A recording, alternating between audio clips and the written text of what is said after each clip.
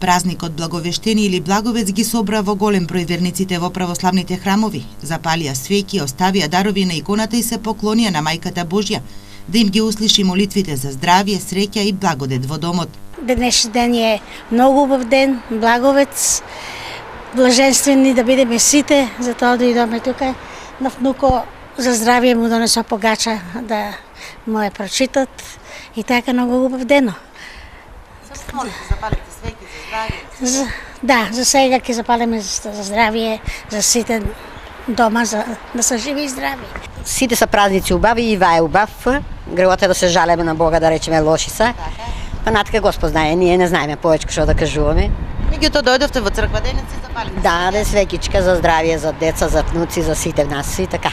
Благовештение е ден на радост за христијаните, поврзан со настанот кога архангелот Гаврил ја соопштил веста на Дева Марија дека ќе го роди Спасителот Исус Христос.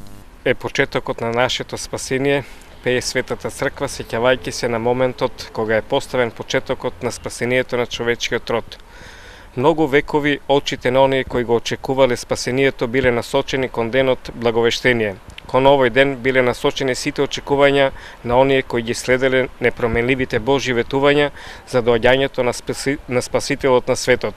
Со овој пролетен празник се поврзани повеќе обичаи и верувања. Се верува дека на овој ден не болат раните, затоа на девојчињата им се ставаат обетки. За да се ставам обетки. Знаеме оти на Благовец, нели, се стават обетки и сакаме да ставаме сега обетки. Да бидат благи, благо се тоа. Како и секоја година и оваа година за Благовец, како што е обичајот, ставивме многу обетки на помали и на поголеми девојчиња. Така што имавме полни раце работа и јас мислам дека традицијата продолжува. Етнолозите забележали и други обичаи и верувања кај народот, поврзани со овој празник. А исто така го слават и градинарите, го засадуваат првото цвеќе на овој ден или првите културни растенија. А посебно тиквите, бидејќи се смета дека ако се засадат токму на овој ден, тие ќе имаат повеќе плодови, ќе бидат и повкусни и секако поблаги.